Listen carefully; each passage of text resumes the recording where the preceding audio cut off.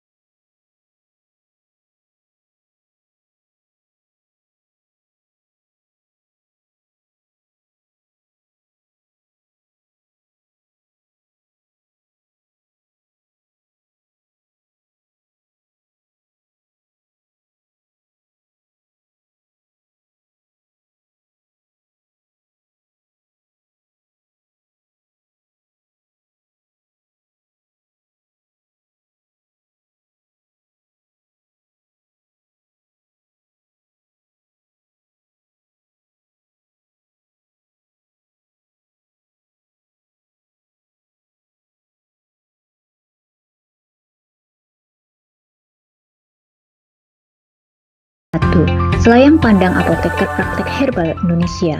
APHI merupakan organisasi yang beranggotakan para apoteker praktek herbal beserta kolaboratornya yang memiliki kapasitas, kompetensi, dan kapabilitas di bidang herbal dari hulu hingga hilir. APHI diprakarsai oleh pakar herbal Indonesia dari Fakultas Farmasi Universitas Ahmad Dahlan, Dr. Apoteker Kintoko, Magister Sains. Organisasi APHI telah berbadan hukum Persekutuan Perdata dari Kemenkumham.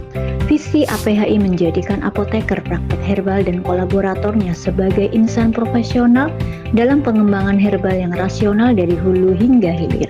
Misi APHI mengembangkan bahan baku obat bahan alam, mengembangkan formulasi dan produksi herbal yang rasional dan inovatif. APHI mengembangkan pelayanan kefarmasian dan kesehatan yang terintegrasi dengan herbal. APHI mengembangkan metode penemuan obat baru dari etnomedicine berbasis pelayanan dan marketing. APHI mengembangkan tibu nabawi atau kedokteran nabi yang terintegrasi praktek herbal komplementer. APHI mengembangkan pelatihan di bidang herbal yang komplementer. APHI meningkatkan jejaring apoteker praktek herbal. APHI mengangkat tagline sekali herbal, tetap herbal, terus herbal. Kini APHI telah memiliki 6 organisasi otonom. Yang pertama adalah PT Nabi atau PT Naturonal APHI Berdikari Indonesia, beranggotakan pionir APHI yang mengembangkan aromaterapi. Yang kedua adalah CICIM atau Consortium of Innovation and Collaboration for Integrative Medicine, beranggotakan para peneliti dari perguruan tinggi kesehatan yang melakukan kolaborasi yang integratif di bidang penelitian dan hilirisasi riset. Yang ketiga adalah Ikatan Herbolog Indonesia atau IHI, beranggotakan para herbolog yang berkomitmen mengembangkan herbal yang alami, ilmiah, serta rasional, mengembangkan perusahaan konsorsium. Yang keempat adalah AKSI, Apoteker Kesehatan Syariah Indonesia, para apoteker muslim yang berkolaborasi dengan Lembaga Kesehatan Majelis Ulama Indonesia Pusat untuk mengembangkan kesehatan syariah terintegrasi Tibun Nabawi. Yang kelima adalah AP3K atau Apoteker Profesional Pengembang Pusat Keunggulan, para apoteker yang berdedikasi di SMK Farmasi mengembangkan teaching factory dan sentra biofarmaka. Yang keenam adalah Apoteker Veteriner Indonesia atau AVI, para apoteker dan kolaboratornya yang fokus pengembangan farmasi bahan alam veteriner. APHI pun terus intens melakukan edukasi ke tengah masyarakat melalui berbagai event, diantaranya adalah Seminar APHI rutin setiap 1 bulan 1 kali dengan menghadirkan narasumber yang kompeten di bidangnya. APHI bersama 6 organisasi otonomnya terus melaju menjadikan Jamu sebagai tuan rumah di negeri sendiri dan tamu terhormat di luar negeri. Mari maju bersama APHI membangun negeri. Terima kasih, salam sehat dan bahagia. Assalamualaikum warahmatullahi wabarakatuh. Assalamualaikum warahmatullahi wabarakatuh. Selayang pandang Apoteker Praktek Herbal Indonesia. APHI merupakan organisasi yang beranggotakan para apoteker praktek herbal beserta kolaboratornya yang memiliki kapasitas, kompetensi, dan kapabilitas di bidang herbal dari hulu hingga hilir. APHI diprakarsai oleh pakar herbal Indonesia dari Fakultas Farmasi Universitas Ahmad Dahlan, Dr. Apoteker Kintoko, Magister Sains. Organisasi APHI telah berbadan hukum Persekutuan Perdata dari Kemenkumham. Visi APHI menjadikan apoteker praktek herbal dan kolaboratornya sebagai insan profesional dalam pengembangan herbal yang rasional dari hulu hingga hilir. Misi APHI mengembangkan bahan baku obat bahan alam, mengembangkan formulasi dan produksi herbal yang rasional dan inovatif. APHI mengembangkan pelayanan kefarmasian dan kesehatan yang terintegrasi dengan herbal. APHI mengembangkan metode penemuan obat baru dari etnomedicine berbasis pelayanan dan marketing. APHI mengembangkan tibu nabawi atau kedokteran nabi yang terintegrasi praktek herbal komplementer. APHI mengembangkan pelatihan di bidang herbal yang komplementer. APHI meningkatkan jejaring apoteker praktek herbal. APHI mengangkat tagline sekali herbal, tetap herbal, terus herbal. Kini APHI telah memiliki 6 organisasi otonom. Yang pertama adalah PT Nabi atau PT Naturonal APHI Berdikari Indonesia, beranggotakan pionir APHI yang mengembangkan aromaterapi. Yang kedua adalah CICIM atau Consortium of Innovation and Collaboration for Integrative Medicine, beranggotakan para peneliti dari perguruan tinggi kesehatan yang melakukan kolaborasi yang integratif di bidang penelitian dan hilirisasi riset. Yang ketiga adalah Ikatan Herbolog Indonesia atau IHI, beranggotakan para herbolog yang berkomitmen mengembangkan herbal yang alami, ilmiah, serta rasional, mengembangkan perusahaan konsorsium. Yang keempat adalah AKSI, Apoteker Kesehatan Syariah Indonesia, para apoteker muslim yang berkolaborasi dengan Lembaga Kesehatan Majelis Ulama Indonesia Pusat untuk mengembangkan kesehatan syariah terintegrasi Tibun Nabawi. Yang kelima adalah AP3K atau Apoteker Profesional Pengembang Pusat Keunggulan, para apoteker yang berdedikasi di SMK Farmasi mengembangkan teaching factory dan sentra biofarmaka. Yang keenam adalah Apoteker Veteriner Indonesia atau AVI, para apoteker dan kolaboratornya yang fokus pengembangan farmasi bahan alam veteriner.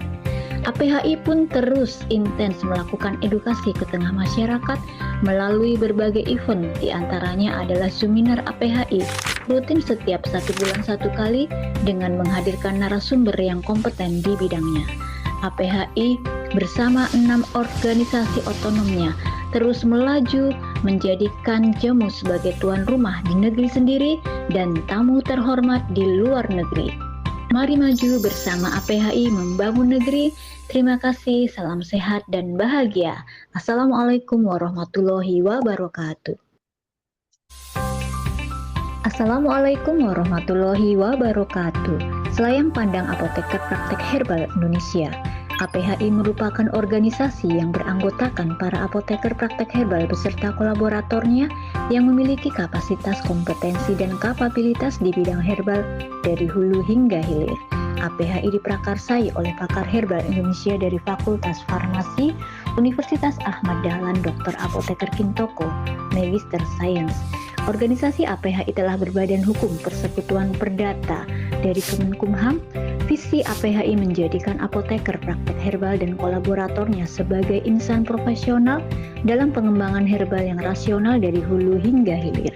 Misi APHI mengembangkan bahan baku obat bahan alam, mengembangkan formulasi dan produksi herbal yang rasional dan inovatif.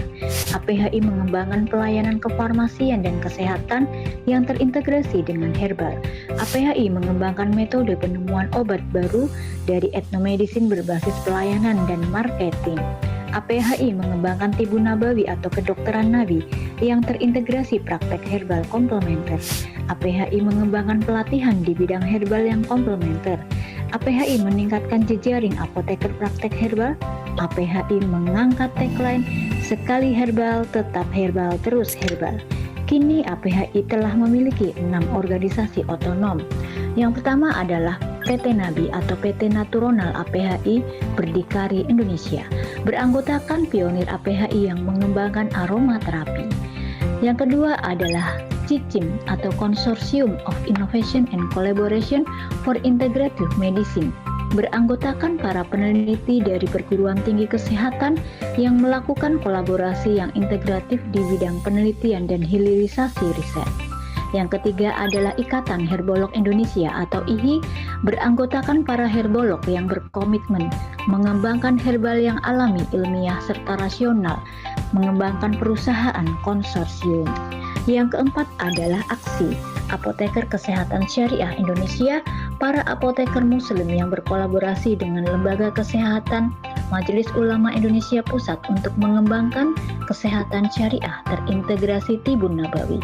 Yang kelima adalah AP3K atau Apoteker Profesional Pengembang Pusat Keunggulan, para apoteker yang berdedikasi di SMK Farmasi mengembangkan teaching factory dan sentra biofarmaka.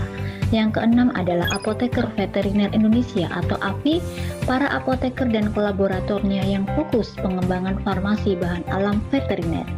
APHI pun terus intens melakukan edukasi ke tengah masyarakat melalui berbagai event, diantaranya adalah Zoominar APHI, rutin setiap 1 bulan 1 kali dengan menghadirkan narasumber yang kompeten di bidangnya. APHI bersama 6 organisasi otonomnya terus melaju menjadikan Jemu sebagai tuan rumah di negeri sendiri dan tamu terhormat di luar negeri. Mari maju bersama APHI membangun negeri. Terima kasih, salam sehat dan bahagia. Assalamualaikum warahmatullahi wabarakatuh. Assalamualaikum warahmatullahi wabarakatuh. Selayang pandang apoteker praktek herbal Indonesia. APHI merupakan organisasi yang beranggotakan para apoteker praktek herbal beserta kolaboratornya yang memiliki kapasitas, kompetensi, dan kapabilitas di bidang herbal dari hulu hingga hilir. APHI diprakarsai oleh pakar herbal Indonesia dari Fakultas Farmasi Universitas Ahmad Dahlan, Dr. Apoteker Kintoko, Magister Sains. Organisasi APHI telah berbadan hukum Persekutuan Perdata dari Kemenkumham. Visi APHI menjadikan apoteker praktek herbal dan kolaboratornya sebagai insan profesional dalam pengembangan herbal yang rasional dari hulu hingga hilir. Misi APHI mengembangkan bahan baku obat bahan alam, mengembangkan formulasi dan produksi herbal yang rasional dan inovatif.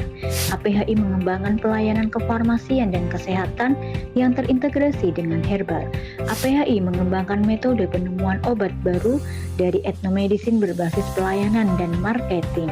APHI mengembangkan tibu nabawi atau kedokteran nabi yang terintegrasi praktek herbal komplementer. APHI mengembangkan pelatihan di bidang herbal yang komplementer. APHI meningkatkan jejaring apoteker praktek herbal. APHI mengangkat tagline sekali herbal tetap herbal terus herbal. Kini APHI telah memiliki 6 organisasi otonom. Yang pertama adalah PT Nabi atau PT Naturonal APHI Berdikari Indonesia, beranggotakan pionir APHI yang mengembangkan aromaterapi.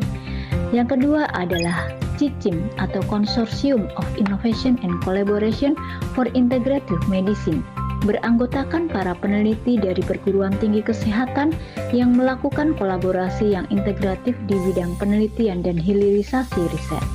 Yang ketiga adalah Ikatan Herbolog Indonesia atau IHI, beranggotakan para herbolog yang berkomitmen mengembangkan herbal yang alami, ilmiah, serta rasional, mengembangkan perusahaan konsorsium. Yang keempat adalah AKSI, Apoteker Kesehatan Syariah Indonesia, para apoteker muslim yang berkolaborasi dengan Lembaga Kesehatan Majelis Ulama Indonesia Pusat untuk mengembangkan kesehatan syariah terintegrasi Tibun Nabawi. Yang kelima adalah AP3K atau Apoteker Profesional Pengembang Pusat Keunggulan. Para apoteker yang berdedikasi di SMK Farmasi mengembangkan teaching factory dan sentra biofarmaka. Yang keenam adalah Apoteker Veteriner Indonesia atau AVI, para apoteker dan kolaborator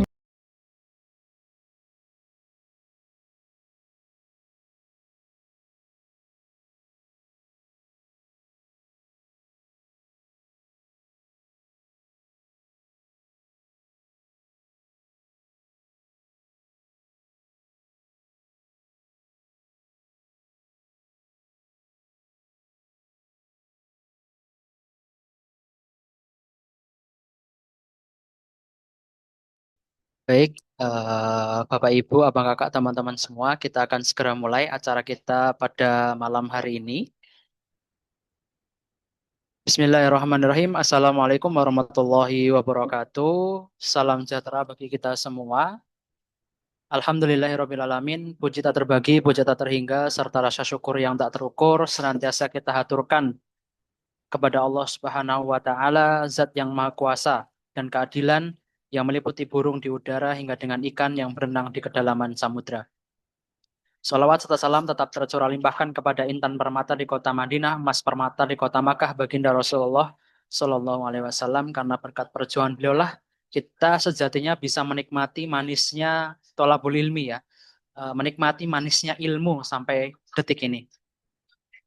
Bapak Ibu, Abang Kakak, teman-teman semua, tentu yang terhormat Asosiat Profesor Dr. Apoteker Kintoko Master of Science selaku narasumber pada malam hari ini yang sudah hadir di tengah-tengah kita dan juga yang kami hormati, kami banggakan Bapak Ibu, Abang Kakak, teman-teman semua selaku peserta Zuminar APHI yang ke-46. Bapak Ibu, Abang Kakak, teman-teman semua, bagaikan pohon beringin yang rimbun, tentunya masa tua sejatinya bukanlah senja yang meredup, melainkan puncak kedewasaan yang mengayomi. Namun, untuk tetap berdiri tegak menantang angin usia, kita membutuhkan akar yang kuat dan batang yang tak mudah rapuh. Maka selamat datang di ruang virtual Zoom APHI yang ke-46, sebuah mahakarya edukasi yang terus kita konsistenkan gitu nggih, dan kita persembahkan selalu untuk Bapak Ibu semuanya dari Apoteker Praktek Herbal Indonesia, dari APHI yang kita tematik di setiap bulan ya, di setiap bulan dengan tema-tema yang berbeda tentunya. Bapak Ibu, Abang Kakak, teman-teman yang kami banggakan, malam hari ini tentu kita berkumpul dengan satu tujuan yang mulia ya. Kita akan membicarakan terkait dengan investasi ya. Investasi paling berharga di hari tua yaitu bagaimana kemudian tulang yang kuat dan raga yang berdaya. Malam ini kita akan membahas tema yang sangat luar biasa, yaitu menyemai kokoh di masa tua, lansia sehat, bebas osteoporosis. Memang sebagai prolog Bapak Ibu, Abang Kakak teman-teman semua, mengapa ini kemudian penting gitu ya?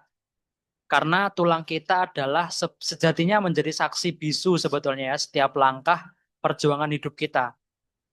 Maka jangan biarkan tulang kita itu keropos sebelum waktunya, karena osteoporosis bukanlah takdir yang kemudian mutlak untuk kita tidak bisa hindari, melainkan alarm, ya, melainkan peringatan yang kemudian kita bisa cegah secara preventif, terutama dengan kearifan alam, gitu ya, dan pengobatan herbal Nusantara. Maka malam hari ini, mari kita mengubah sebuah kekhawatiran ini menjadi sebuah pengetahuan, dan pengetahuan menjadi sebuah tindakan. Untuk memandu kita menyelami samudra ilmu pada malam hari ini, kita sangat beruntung telah dihadirkan oleh Associate Profesor, gitu ya. Beliau sudah melalang buana di dunia herbal selama berpuluh-puluh tahun. Apakah sudah hadir? Mari kita sambut Dr. Kintoko. Assalamualaikum warahmatullahi. Nggih, baik. Tanpa berpanjang kalam, kita berikan layar dan waktu sepenuhnya kepada beliau. Silakan, Dok. Assalamualaikum warahmatullahi wabarakatuh. Alhamdulillah wa syukurillah la haula wa la quwata illa billah.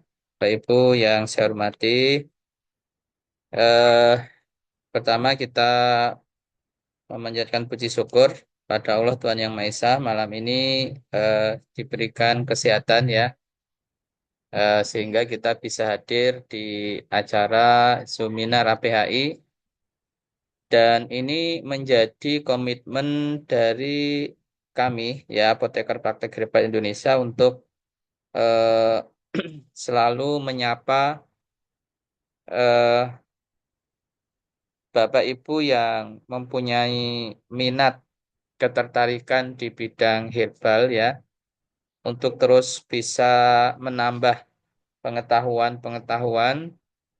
Dan tentu herbal-herbal yang kita diskusikan malam ini dan tentu sebelumnya dan seterusnya ya, adalah herbal-herbal yang telah mempunyai bukti keamanan ya, kemudian manfaat atau khasiat dan juga mutunya. Eh, untuk mempersingkat waktu, saya akan tampilkan ya terkait dengan tema kita pada malam hari ini, yaitu berkaitan dengan problematika kesehatan yang kita alami atau dialami pada kondisi lansia ya. Dan ini yang paling banyak terjadi pada kondisi lansia, terutama pada wanita. Jadi pada nenek ya istilahnya, atau oma. Ya, jadi ini fokus ya kita menjaga bagaimana setiap oma atau nenek ya itu tetap dalam kondisi yang fit, yang sehat, meskipun dalam eh, apa namanya usia yang memang di dipanjangkan kepada usia lansia. Eh, Kami memperkenalkan sebagai apoteker praktik herbal Indonesia yang sudah berbadan hukum resmi di Kemenkumham. Jadi ini suatu organisasi yang tadi sudah dijelaskan kami mempunyai 6 organisasi otonom ya. Jadi di bawah pihak ini masih banyak organisasi yang bisa Bapak Ibu eh, masuk ke dalamnya ya. Sesuai dengan tupoksinya tadi, kalau ingin belajar jamu ternak silahkan masuk ke Apoteker Veteriner Indonesia. Meskipun namanya apoteker, tapi di situ sebetulnya tidak semuanya apoteker juga ya. Boleh para peternak dan seterusnya yang berminat ya di bisnis atau di pengembangan jamu ternak gitu. Nah, mari kita lihat bagaimana sunatullah dari kehidupan ya atau siklus kehidupan. Dan ini sesuai dengan apa yang disampaikan oleh Andres dan Topin ya, yang memperkenalkan suatu yang disebut sebagai hukum 1% ya, yang mana menyatakan bahwa fungsi organ tubuh kita ini akan menurun ya sebanyak 1% setiap tahunnya setelah usia 30 tahun. Jadi eh, ini menjadi dasar bahwa kesehatan kita ini tidak selamanya dalam kondisi yang baik-baik saja ya. Artinya ketika usia seseorang itu telah mencapai 30 tahun, maka setiap penambahan 1 tahun usianya itu akan mulai terjadi proses yang namanya degenerasi atau penurunan dari fungsi tubuh kita. Dan di antara itu adalah osteoporosis. Ini satu penyakit muskuloskeletal ya, atau saya sebutnya ini lebih gampangnya penyakit sentulot ya, sendi tulang dan otot ya, yang ditandai dengan penurunan kepadatan dan kualitas jaringan tulang ya, sehingga tulang menjadi keropos, rapuh dan sangat mudah patah. Ini realitasnya memang banyak kita dapati ya mungkin fakta di dalam kehidupan sehari-hari kita, nenek kita barangkali ya yang terjatuh kemudian patah tulang panggulnya misalkan ya, atau kita lihat nenek kita sudah mulai bungkuk misalkan. Itu semua adalah kondisi yang disebut sebagai degenerasi ya atau terjadinya penurunan dari kualitas tulangnya itu. Dan ini disebut silent disease juga ya. Seperti hanya hipertensi ya, itu juga disebut silent disease. Ini juga silent disease. Jadi karena ini berkembangnya itu pelan-pelan ya.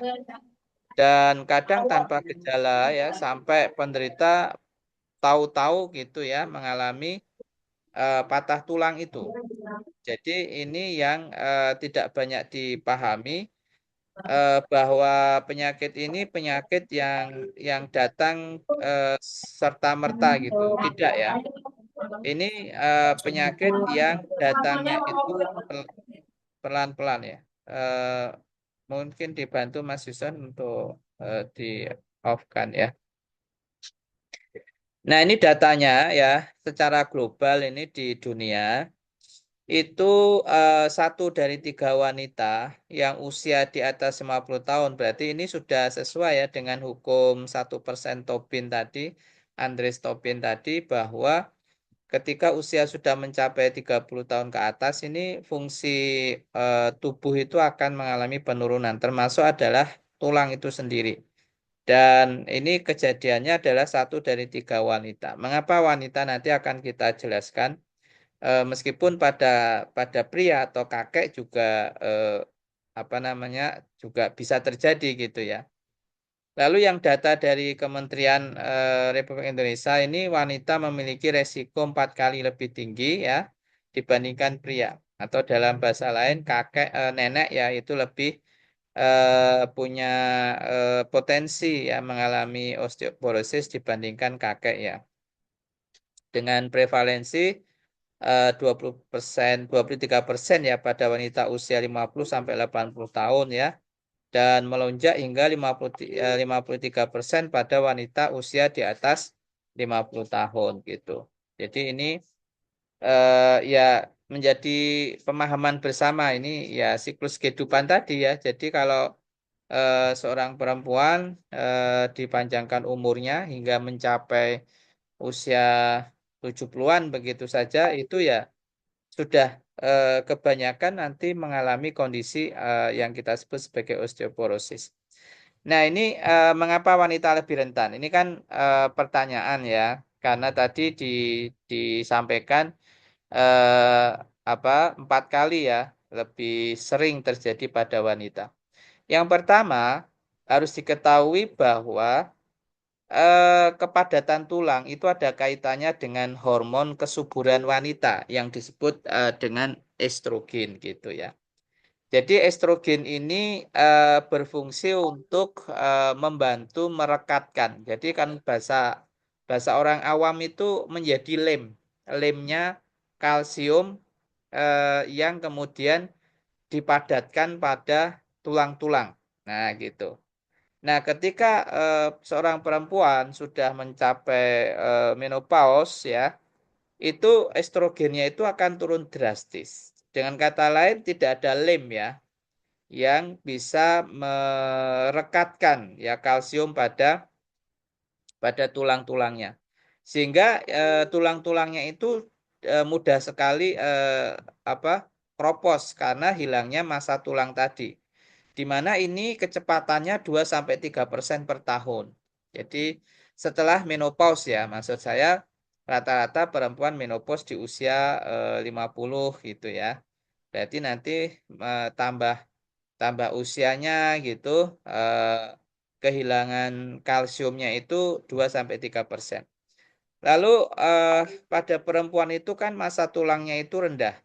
Secara biologis memang wanita ini memiliki kepadatan dan ukuran tulang yang lebih kecil ya dibandingkan dibandingkan pria. Jadi memang secara penciptaannya memang seperti itu gitu. Jadi tulang perempuan itu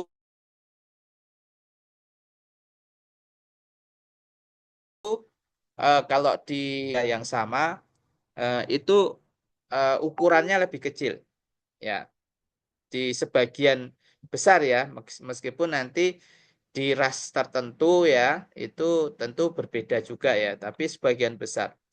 Lalu kalau secara siklus hidup ya perempuan itu mempunyai tugas ya yang mulia ya pada saat hamil menyusui ya ini ya menguras kalsium tubuh. Jadi kalau kita lihat seorang perempuan yang dia mempunyai siklus reproduksi sampai katakanlah mempunyai anak 3, 5, 6 dan seterusnya, tentu itu juga akan berpengaruh terhadap jumlah kalsium atau deposit kalsium yang ada di tulangnya. Karena apa? Kalsium itu akan dibongkar pada saat seorang perempuan itu memasuki masa menyusui atau laktasi gitu. Jadi semakin semakin banyak ya fase laktasinya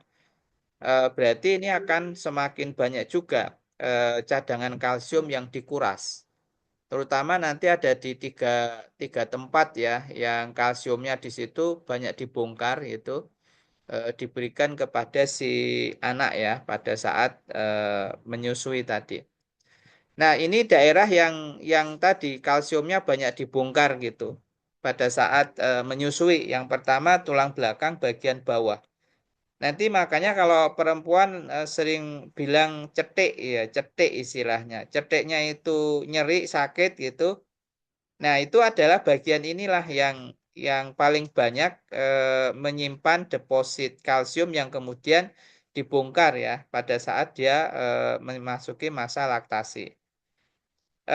Kemudian di bagian ini juga nanti yang banyak mengalami perubahan secara anatomi ya. Jadi tubuhnya lalu membungkuk ya di tulang belakang bagian bawah. Berarti ini bisa sakrum ya di sekitar itu ya. Lalu tulang pinggul atau panggul ya. Dan ini yang paling banyak terjadi fatalitas pada perempuan yang jatuh ya dan patah pada panggulnya itu. Lalu pergelangan tangan. Jadi tiga daerah ini yang paling sering mengalami perubahan atau mengalami keropos istilahnya itu. Nah, nanti gejalanya kita bisa melihat tadi nyeri punggung kronis, terutama di bagian cetik tadi,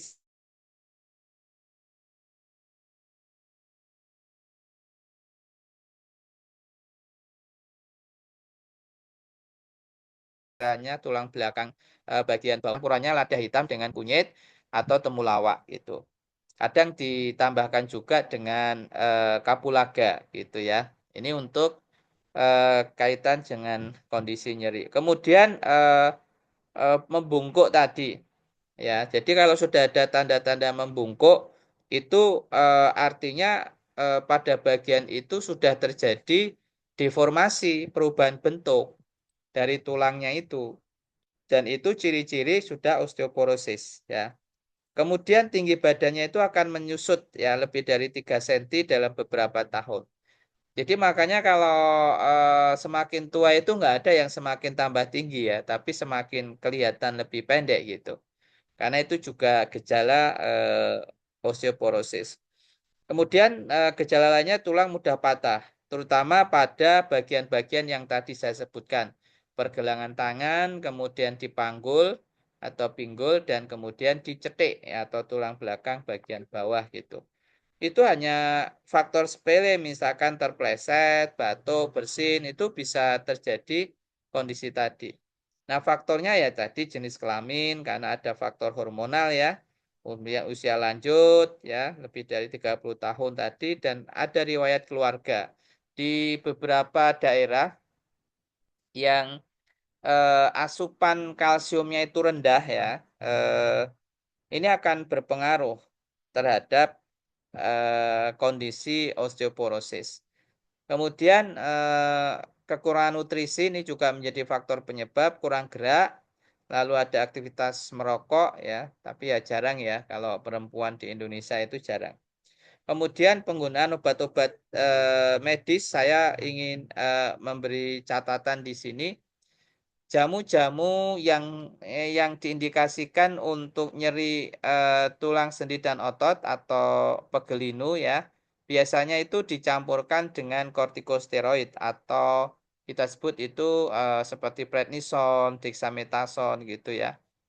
Dan itu kalau diminum kepada perempuan itu selain berpengaruh kepada fungsi ginjal ya, itu juga langsung menyebabkan pada kropos pada tulangnya bagi mereka yang banyak mengkonsumsi obat-obat kortikosteroid jangka panjang. Termasuk juga beberapa yang menggunakan obat-obat seperti gangguan tiroid, ginjal, diabetes. Ini juga punya potensi ya pada perempuan yang menderita penyakit tersebut. Nah, ini gambarannya seperti ini, Bapak Ibu. Ini tulang yang sehat ya dan tulang yang mengalami osteoporosis. Jadi tingkat kerapatannya renggang gitu. Kalau yang osteoporosis itu. Sedangkan yang tulangnya normal dia rapat ya. Kalsiumnya itu dimampatkan rapat gitu.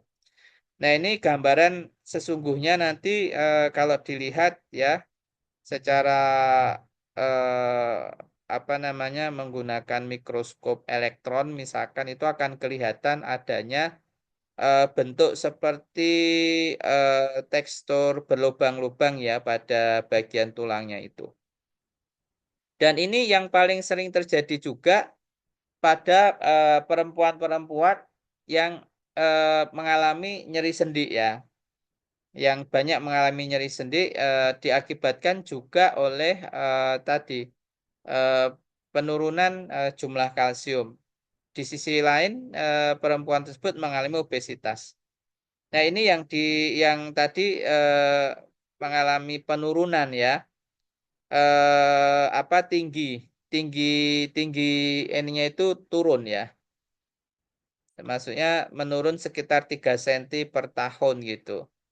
Kenapa? Karena ini tadi yang banyak mengalami deformasi itu adalah bagian tulang bagian bawah ini ya. Akhirnya akan membentuk yang tadinya itu apa namanya tegak gitu ya.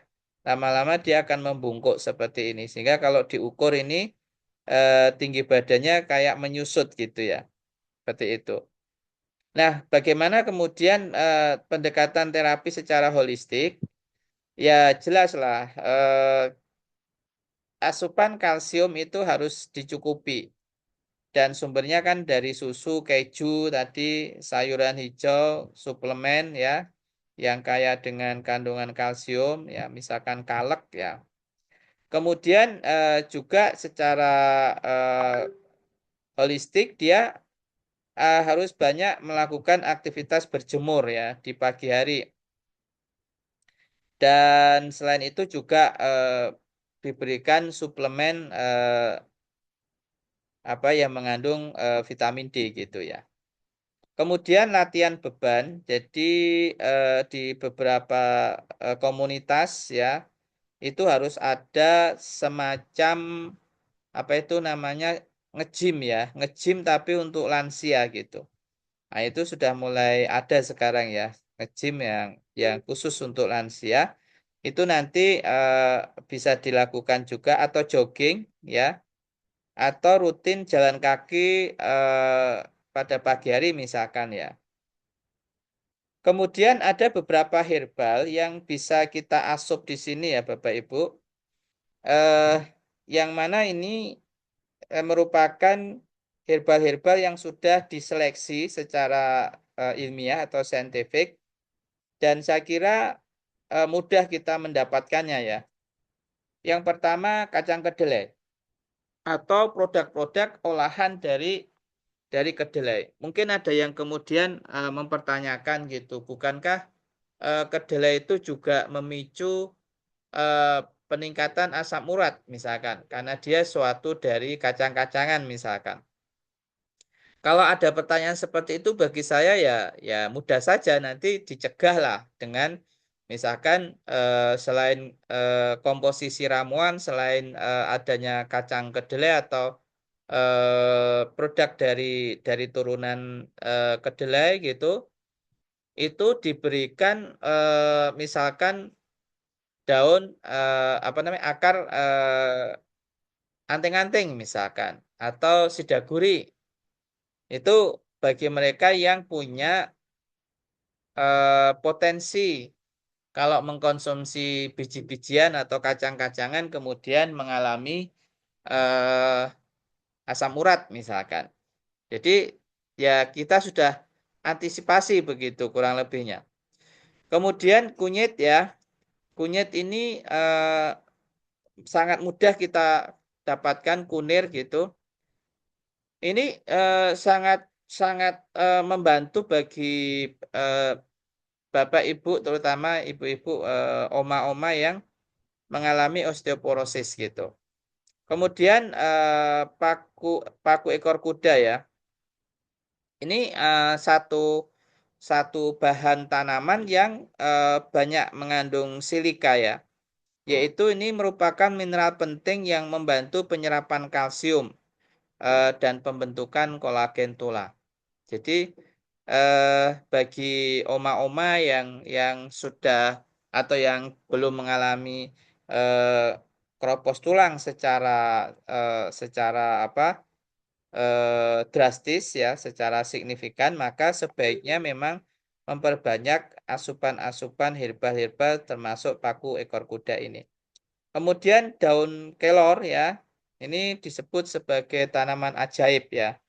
Karena di sini kaya sekali dengan kalsium dan magnesium yang di sini bisa eh, membantu nanti di dalam memperlambat penurunan massa tulang atau penuaan ya pada sel-sel tulang tersebut. Lalu bawang dayak ini mengandung senyawa eleuterinol ya, yang ini bisa berikatan dengan reseptor estrogen untuk menjaga kekuatan tulang gitu. Nah, di dalam logika meracik, maka kita bisa menambahkan atau menjadikan ini sebagai satu racikan eh, dikonsumsi secara bersama gitu. Maksudnya racikan itu disebut racikan atau ramuan itu kan kalau per definisi itu terdiri dari 2 sampai 5 gitu ya. 2 sampai 5 tanaman gitu. Nah, ini berarti sudah bisa menjadi ramuan ini, menjadi racikan sendiri. Racikan yang dipakai untuk mereka yang mengalami kondisi atau setidaknya untuk mencegah supaya tidak terjadi kondisi keropos tulang gitu. Selain aktivitas-aktivitas holistik lainnya tadi seperti olahraga atau latihan beban tadi, kemudian berjemur ya, kemudian berjalan kaki setiap hari ya 10.000 langkah katakanlah begitu. Kemudian minum nutrisinya dari cukup susu ya, keju ya, dan seterusnya. Mari kita lihat satu-satu.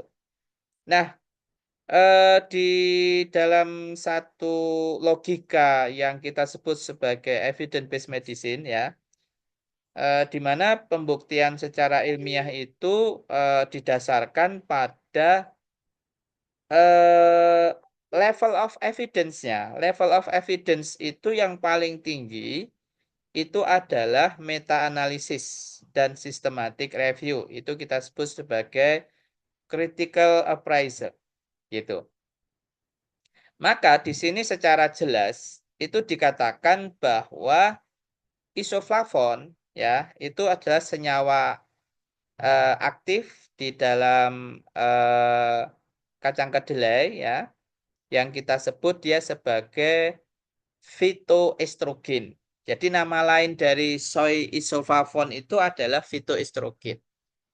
Jadi phytoestrogen ini banyak terdapat pada kacang kedelai. Ya, itu dari jenis genistein, daidzein gitu. Itu nama-nama phytoestrogennya pada kacang kedelai dan ini dinyatakan di sini bahwa secara sistematik review dan meta-analisis, berarti kalau ini sudah digabungkan meta-analisis dan sistematik reviewnya itu adalah ekstra kacang kedelai ini dan diujinya itu secara RCT ya ini. RCT ini berarti sudah uji klinis, ini pada manusia. Artinya dari level of evidence-nya ini paling tinggi ini, paling tinggi. Artinya apa? Saran saya satu seorang oma-oma itu setiap harinya itu mesti harus mengkonsumsi dari produk olahan kacang kedelai, terutama adalah susu kedelai atau suket ya, atau sule ya, susu kedelai. Itu untuk membentuk atau membantu ini apa eh, kehilangan dari kalsium, jadi bone lossing ya. Jadi kalsiumnya itu meluruh gitu. Eh, oleh sebab atau terjadi pada saat eh, memasuki masa menopause gitu. Ini adalah pembuktian yang pertama. Yang kedua, ini juga sudah systematic review ya. Systematic review yang didapatkan dari kunyit. Maka tadi saya sampaikan pada kondisi oma-oma yang mengalami osteoporosis itu biasanya nyeri ya pada cetek istilahnya.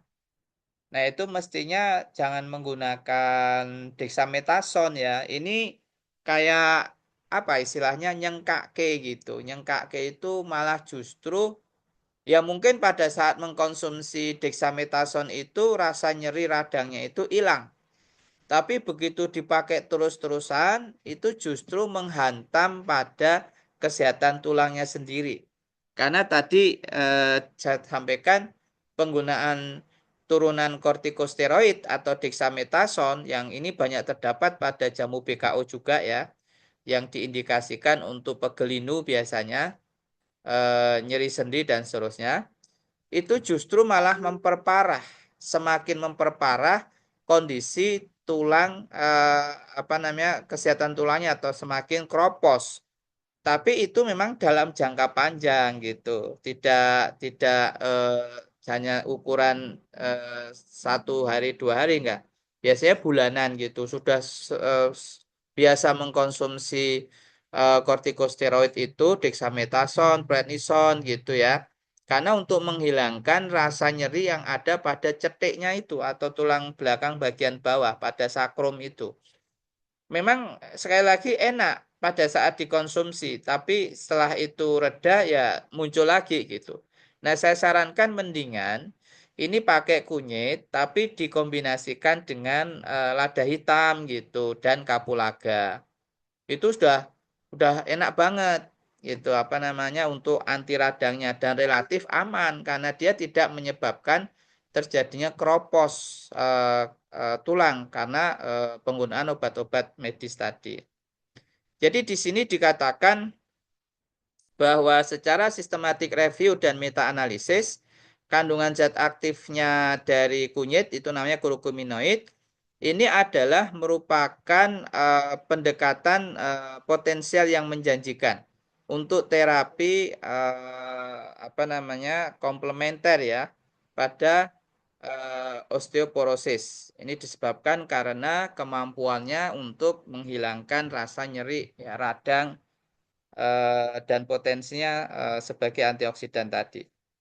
Jadi nanti tidak usah ya pakai dexamethasone, pakai prednisone gitu ya. Karena itu kontraindikasi sebetulnya pada osteoporosis. Dia akan semakin mempercepat keropos tulang kalau seorang perempuan yang atau seorang yang sudah lansia mengkonsumsi dexamethasone atau prednisone. Memang itu biasa disebut sebagai obat dewa itu ya. Obat segala kondisi radang itu pakai itu. Kemudian ini tanaman yang kita sebut sebagai paku ekor kuda atau Equisetum debil atau Equisetum arvens ya. Ini juga sudah terbukti tapi ini levelnya baru di level praklinis. Jadi kalau di level of evidence-nya berarti ini di bawahnya dari kacang kedelai. Kacang kedelai tadi itu sudah sangat kuat istilahnya itu karena dia sistematik review dan meta analisnya itu sudah pada pasien gitu, sudah pada kondisi orang gitu kan. Kalau ini masih pada praklinis yaitu pada tikus yang dibuat osteoporosis gitu. Nah, di sini dikatakan secara pembuktian secara praklinis itu si equisetum tadi atau paku ekor kuda itu kaya dengan kandungan silika. Yang ini ternyata kandungan silika ini sangat dibutuhkan terkait dengan kepadatan tulang gitu. Jadi ini ramuan-ramuan yang atau tanaman yang memang secara pembuktian ilmiah itu bisa kita pakai, bisa kita gunakan. Kemudian berikutnya ini adalah kelor. Ya, ini adalah tanaman ajaib ya, the miracle plant tadi. Kelor dan ini juga sistematik reviewnya kita dapatkan pada studi preklinis juga ya. Studi preklinis berarti masih pada pembuktian pada hewan percobaan. Ini juga menunjukkan bahwa pemberian kelor ya ini menunjukkan suatu osteoprotektif. Jadi dia bisa mencegah dari kropos tulang ya. Dan orang yang sering mengkonsumsi teh daun kelor, misalkan pada perempuan yang lansia, ini sangat bagus karena dia juga mencukupi kandungan apa namanya asam amino ya. Asam amino pada kelor ini disebut miracle atau ajaib karena biasanya loh ya, namanya asam amino yang dalam bentuk yang sudah unit-unit terkecilnya sebagai monomer istilahnya, monomer asam amino itu jarang terdapat pada tumbuhan karena rata-rata tumbuhan itu bentuknya polimer yaitu protein nabati kalau dalam tumbuhan. Tapi pada kelor ini sudah dalam bentuk satuan-satuan unit asam amino. Ya, sehingga itu mudah sekali diserap oleh tubuh. Maka saya sarankan pada perempuan-perempuan ya yang sudah lansia, sudah menopause, itu memang sebaiknya ya rajin-rajin lah ngeteh dengan daun kelor ya. Apalagi nanti ditambah dengan katakanlah menggunakan kombinasi teh hitam gitu ya. Teh hitam dicampur dengan daun kelor misalkan 3:1. Misalkan seperti itu. Itu adalah upaya untuk for managing osteoporosis ya. Untuk mengantisipasi ya supaya tidak orang nemen gitu ya, enggak terlalu anu banget gitu ya kondisi osteoporosisnya. Kemudian yang berikutnya adalah ini bawang dayak ya, bawang dayak. Kalau di sini juga sifatnya adalah preklinis bawang dayak ini. Jadi kalau kita lihat hasilnya di bawang dayak ini sangat apa studinya ini sangat meyakinkan bahwa bawang dayak ini juga berpotensi secara signifikan untuk pengobatan pada kondisi eh, osteoporosis. Jadi ini saya menunjukkan data-data hasil penelitiannya, tetapi yang terpenting adalah dari semuanya ini tadi yang levelnya itu sudah level klinis itu hanya kacang kedelai dan kunyit ya, dua ini. Ya, berarti kalau misalkan kita mau membuat ramuan minimal dua ya, paling tidak dua inilah. Tapi kalau ternyata disertai rasa nyeri, ya kunyit itu akan makin bagus kalau dikombinasikan dengan lada hitam dan kapulaga gitu. Jadi seperti itu kurang lebihnya cara memahami resep-resep dari pendekatan holistik. Sekali lagi, saya menggunakan pendekatan holistik, maksudnya bahwa ini tidak hanya pada herbal saja ya, maksudnya tidak hanya pendekatan pakai herbal, tapi ya ada latihan fisik, beban yang disesuaikan tadi, kemudian ada berjemur ya, kemudian ada asupan kalsium dari susu ya, keju, terutama untuk perempuan-perempuan yang sedang masa laktasi lah, sedang masa menyusui, itu harus kaya dengan kalsiumnya, itu harus diperkaya karena kalsiumnya dia akan hilang pada saat menyusui. Maksudnya hilang itu diserap lewat air susu ASI itu yang diberikan kepada anak-anak gitu ya, apa bayi yang disusuinya gitu. Jadi perempuan harus sejak masa reproduksi dan laktasi itu harus harus mempersiapkan suatu manajemen supaya tidak terjadi osteoporosis. Kurang lebih seperti itu yang bisa kami sampaikan dan mungkin ini akan menjadi diskusi menarik ya, terutama yang sudah mengalami tadi ya, sudah mengalami osteoporosis, bagaimana cara teknik penanganannya. Demikian, terima kasih. Assalamualaikum warahmatullahi wabarakatuh. Oh, terima kasih Dr. Gintoko atas ilmunya yang tentu membuka mata kita, yang membuka pikiran kita bahwa sejatinya kita perlu sejak dini untuk menyiapkan masa senja kita gitu, guys. Karena kita tidak akan pernah tahu apa yang kemudian akan terjadi dengan apa yang tiap hari kita gunakan adalah tulang-tulang kita. Baik, Bapak Ibu, apakah teman-teman semua kita masuk ke sesi tanya jawab? Ya, silakan Bapak Ibu, Abang Kakak yang akan bertanya, silakan boleh. Sebelum ada yang bertanya lewat on mic, saya coba bacakan dulu yang ada di chat, nggih. Dari Ibu Desi. Bagaimana dengan khasiat kolang-kaling air kaldu tulang Pak Kin? Monggo. Ya, baik, langsung saya jawab ya. Secara empirical evidence, jadi ini levelnya level empiris ya.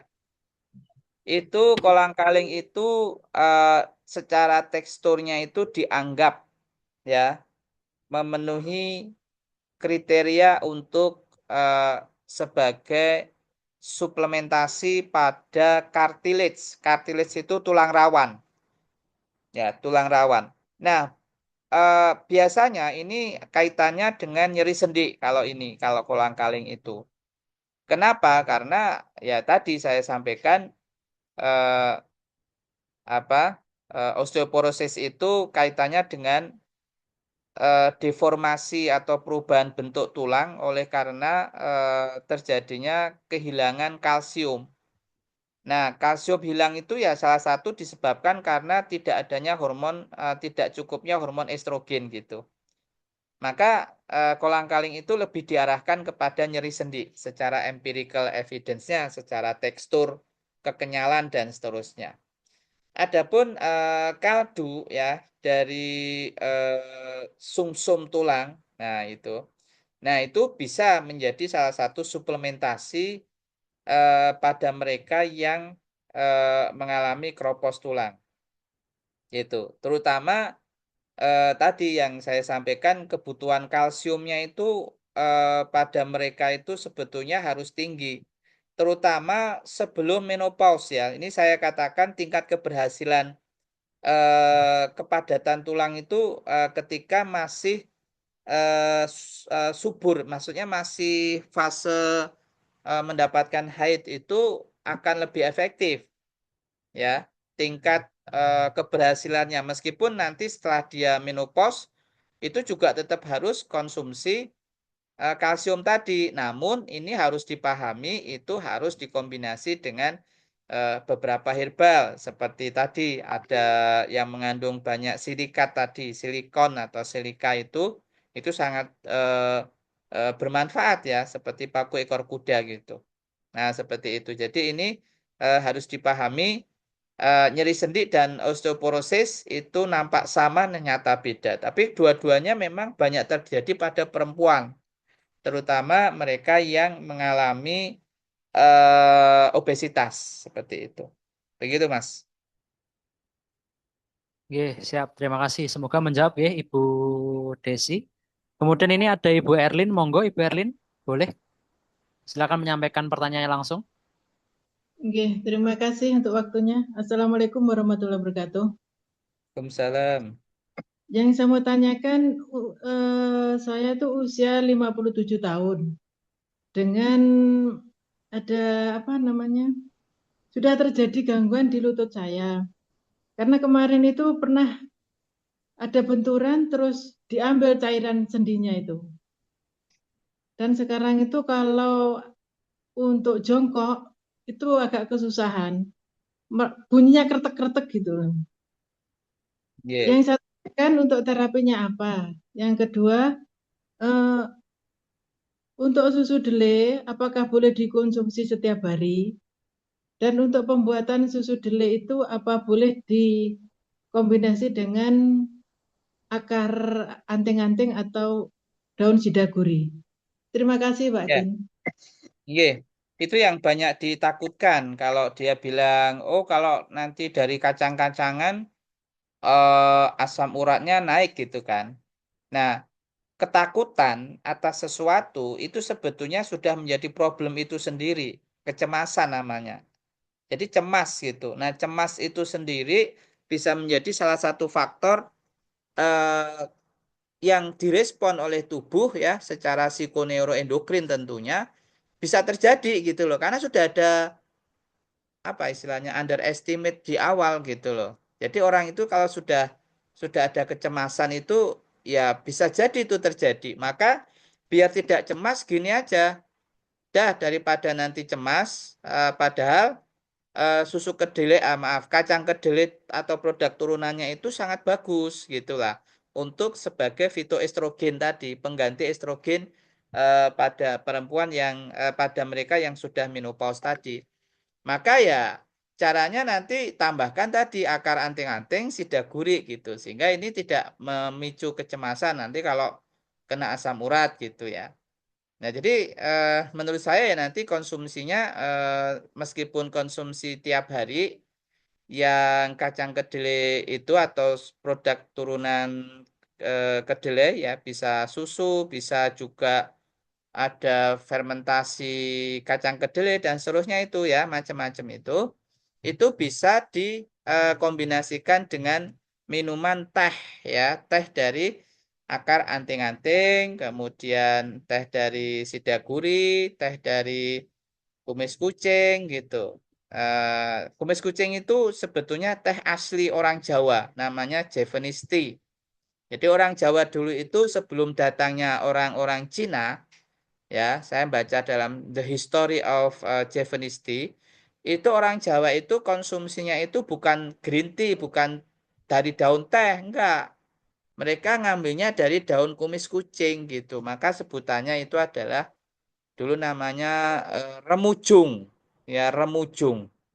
Nama aslinya dalam literasi leksikonnya orang Jawa itu remujung. Itu adalah teh aslinya orang-orang Jawa zaman dulu. Nah, misalkan itu dikombinasikan dengan sidaguri itu juga bagus gitu. Jadi seperti itu Bu, Bu Erlin tadi.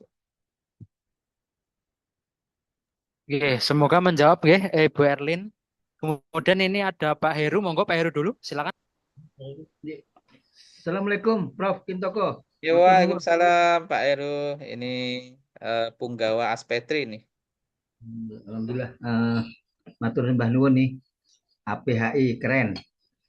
Eh, Tadi pembahasannya menarik tentang lanjut usia, khususnya untuk ibu-ibu yang perempuan.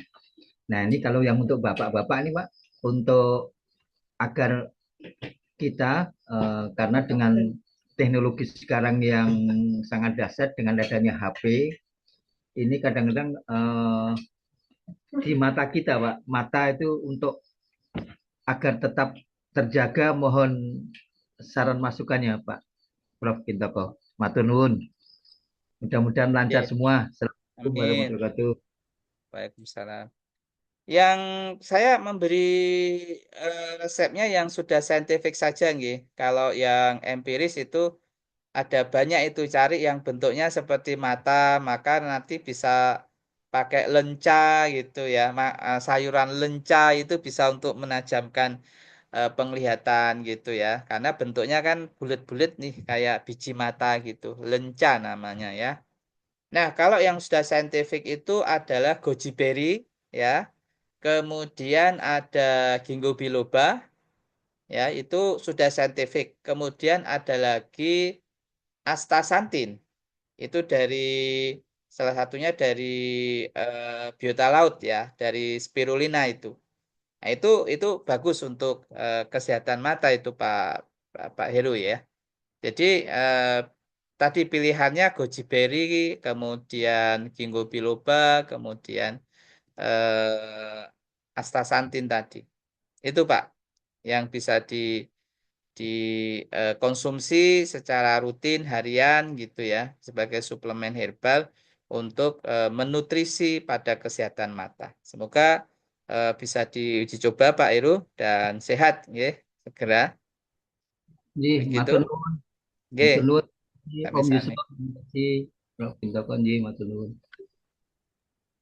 Oke, terima kasih Pak Heru. Selanjutnya ini ada Bu Fitri mungkin, monggo.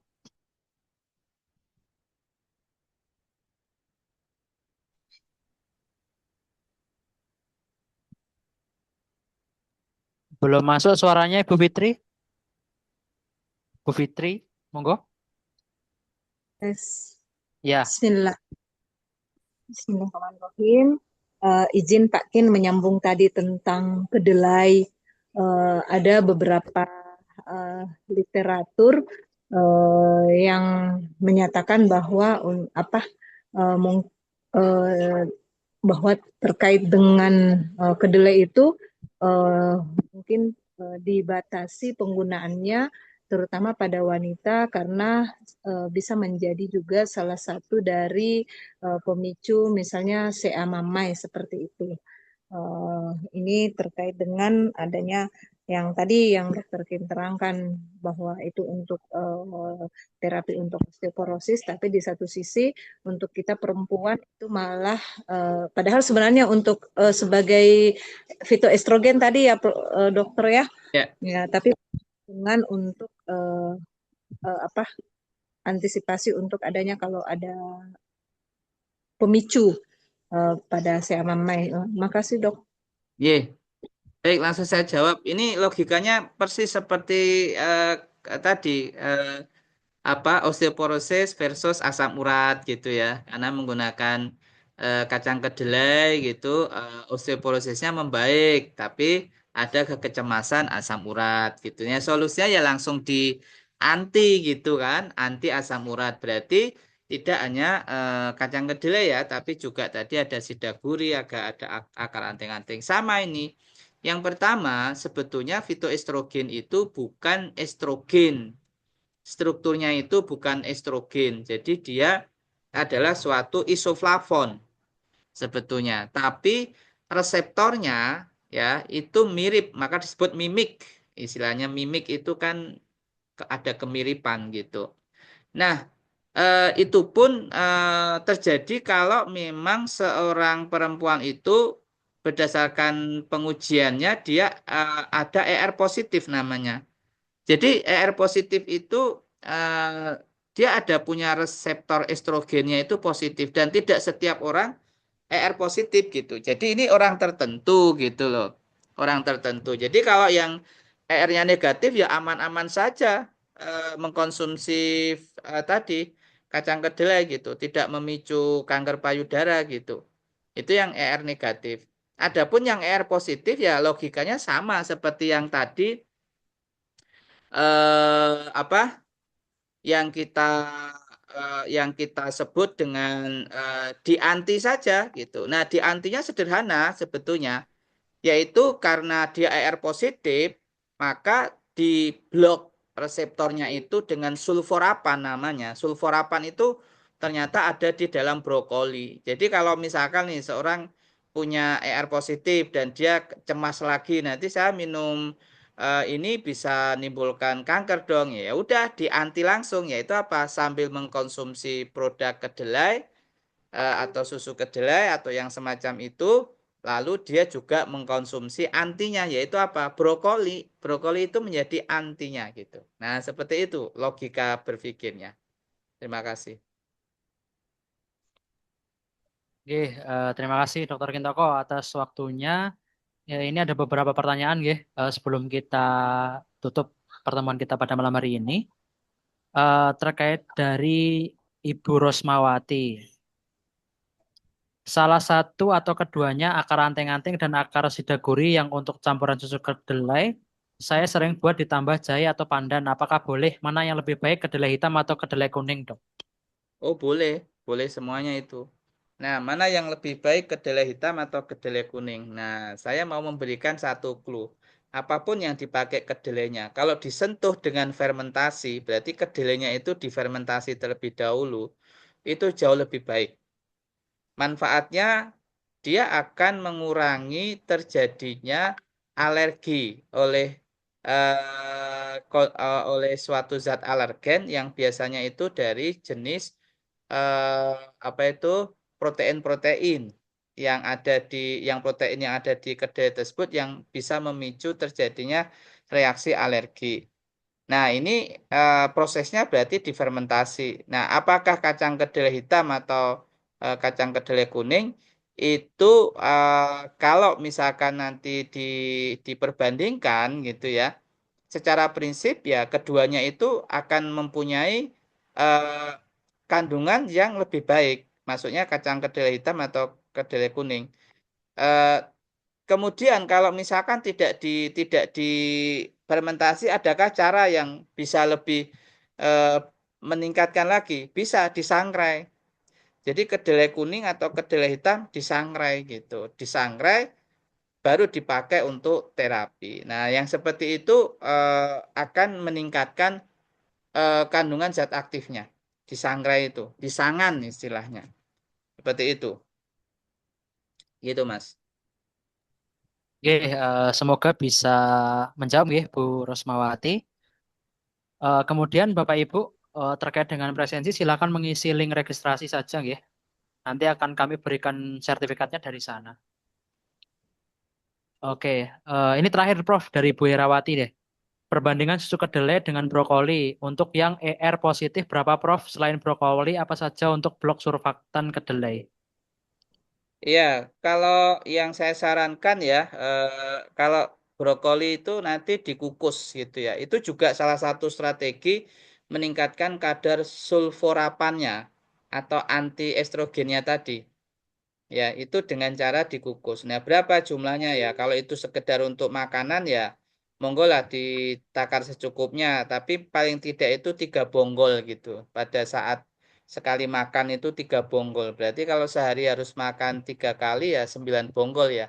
Tapi untuk pencegahan cukup sehari sekali 3 bonggol itu sudah cukup gitu ya. Brokolinya. Kemudian apakah bisa dicampur dengan yang lain? Bisa yang mempunyai sifat yang bisa menganti estrogen gitu ya. Yang secara prinsip itu masih di keluarganya brokoli juga, yaitu ada kembang kol, ada lagi kobis, ada lagi. Jadi itu cruciferous namanya, cruciferae, keluarganya kubis-kubisan itu bisa dipakai semuanya untuk menganti estrogen gitu ya. Ini sebagai salah satu pendekatan yang disebut sebagai kemotaksonomi. Jadi sak keluargane brokoli itu bisa, sak keluargane brokoli itu termasuk kobis-kobisan, itu juga bisa kita pakai. Seperti itu ya. Oke, siap. Terima kasih Dr. Kintoko atas jawabannya. Ya, next kita akan ngobrol lagi, nggih. Bapak Ibu dengan beliau masih banyak kegiatan-kegiatan yang nanti dengan beliau. Baik, terima kasih Dr. Kintoko atas waktunya pada malam hari ini, nggih.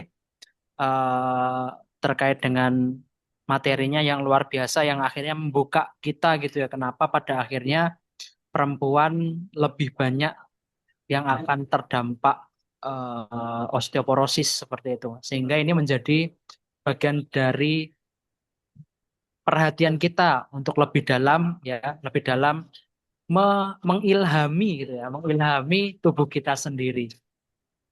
Sebelum ditutup Bapak Ibu, Zuminar kali ini spesial gitu ya. Kita akan memilih ya, bukan memilih, tapi kita akan mencari 3 orang yang bisa menjawab pertanyaan. Dan kita akan berikan door prize gitu ya. Kita akan berikan door prize. Baik, saya izin dulu. Nanti silakan Bapak Ibu yang bisa menjawab, silakan angkat tangan dulu dan jawabnya langsung ya. Jadi jangan di chat. Oke, baik. Kita ada 3 pertanyaan, gitu Bapak Ibu. Ada 3 pertanyaan, jadi saya membutuhkan 3 orang. Yang pertama silakan nanti boleh untuk raise hand terus kemudian menjawab. Ya, ini pertanyaan yang pertama. Silakan, Bapak Ibu ada yang bisa menjawab. Boleh raise hand dulu. Simple saja pertanyaannya dari apa yang disampaikan beliau tadi. Izin Cuman Pak ya menjawab. jawabannya mirip-mirip. Nggih, monggo silakan Pak Doni. Eh, ini saya masih ragu nih Pak, cuman nggak apa-apa ya. PD aja Pak ya. B Pak. Penurunan kepadatan dan kualitas tulang sehingga rapuh. Oke, siap Pak Doni. Ya, ya betul. Jawabannya yang B, Pak Doni. Ya, jadi Betul. osteoporosis itu penurunan kepadatan dan kualitas tulang, nggih, sehingga rapuh dan mudah patah. Secara harfiah tulang kropos seperti itu. Ya, nanti Pak Doni kita berikan wedang ayam ya. Wedang ayam Ya, nanti akan kita hubungi. Siap. Terus selanjutnya, nggih, silakan di persiapan. Sebentar. Pertanyaan yang kedua ini. Monggo. Wah, ini tadi sudah sangat dibahas sekali oleh beliau. Monggo yang bisa, siapa? Ini siapa nih? Nah, banyak sekali. Perempuan. Oke, dari Pak siapa? Pak Agus, nggih? Oh ya, Bagus, Pak nggih. Agus. Jawabannya apa, Pak? Perempuan. Wanita. Yang A ya. Ya, betul, Pak. Iya. Jawabannya yang A. Tadi sudah sangat dibahas oleh beliau. Oke, nanti kita akan hubungi Pak Agus, nggih. Ya, nanti dapat Iya. wedang kirana, Pak ya. Yang terakhir, nggih. Wedang perempuan. Kacau. Bentar, yang terakhir silakan diturunkan dulu tangannya. Tangannya diturunkan dulu. Ya, oke. Yang terakhir adalah ya ini. Monggo.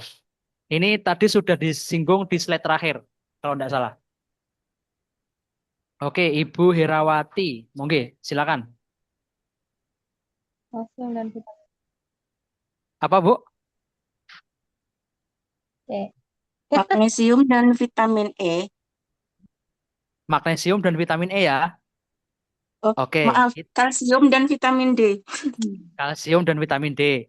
Berarti yang jawabannya yang C atau yang D, Bu? C. Kalsium dan vitamin D. Oke, baik. Ya, jawabannya yang C. Tadi hampir salah ya. Ya, nanti dapat wedang raja. Nggih, Makasih. cukup nggih. Ya, kita tiga dulu.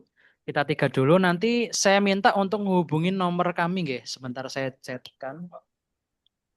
Mohon dicatat nomornya. Nanti silakan menghubungi nomor tersebut nggih. Karena saya belum tahu nanti nomor Bapak Ibu yang mana. Nah, nanti kalau misalkan Bapak Ibu itu kan baru 3 varian nggih. Ayam, Kirana, sama Raja. Masih ada 3 varian lagi, Putri, Bugar, Jumbo. Tapi kita akan ketemu di kegiatan selanjutnya besok hari Minggu jam 1 siang. Nggih. Insya Allah kita akan bedah kasus membahas terkait dengan asma. Ya, kita membahas tekan asma. Hari Minggu jam 1 siang. Terima kasih Bapak Ibu atas perhatiannya pada malam hari ini. Semoga bermanfaat apa yang disampaikan oleh beliau untuk kita semua. Jangan lupa mengisi link registrasi nggih. Untuk mendapatkan e-sertifikat. E-sertifikat akan progresif kami sampaikan di grup. Ditunggu saja, tidak usah bertanya kapan. Tapi ditunggu saja dan rekamannya juga akan kami sampaikan. Begitu kira-kira. Mohon maaf atas segala kekurangan dan keterbatasannya. Silakan ambil apa yang sekiranya menjernihkan dan silakan dibuang apa yang sekiranya mengkeruhkan. Terima kasih. Kita tutup dengan hamdalah. Alhamdulillahirrahmanirrahim. Assalamualaikum warahmatullahi wabarakatuh. Pak Yusron, maaf. Pak Yusron. Nggih. Gimana? Link untuk absen di mana ya? Oh ya, sebentar.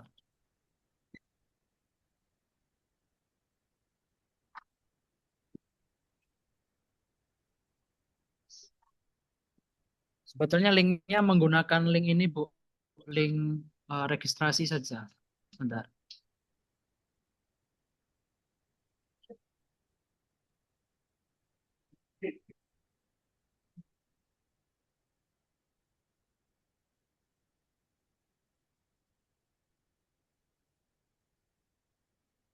Monggo bisa disimpan linknya. Biar nanti ketika e-sertifikatnya sudah dikeluarkan, itu tidak nanya kok nama saya nggak ada dan lain sebagainya gitu. Karena itu sering sekali, Pak. Jadi mohon kerjasamanya gitu. Terima kasih.